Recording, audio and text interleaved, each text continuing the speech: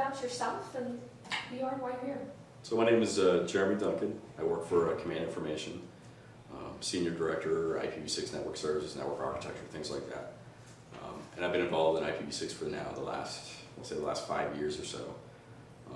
Most of that was involved with doing IPv6 test and evaluation at the JITC, basically the DoD's testing arm out there.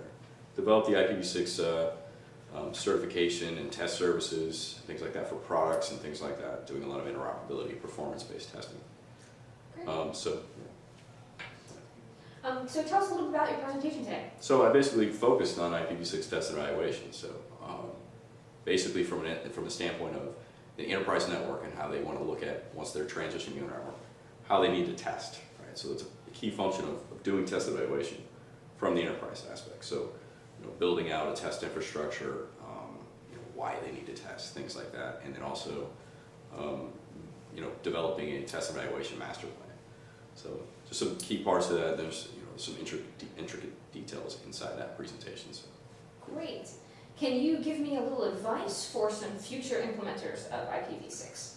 So research is probably the best, right? So there's two kind of camps: the people who really want to dig in there and do it themselves, or they're just overwhelmed with everything else going on in IT. They want to just shuck it off to somebody else. There's a lot of companies out there mine's one of them, obviously, but there's a lot of companies out there who do consulting and actually can, basically do a lot of this work for you.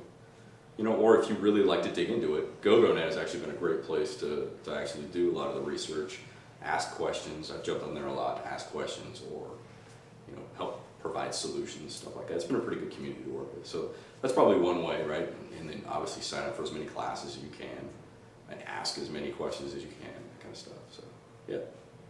Get out there and do it. Exactly. Great. Well, thank you very much. Thanks.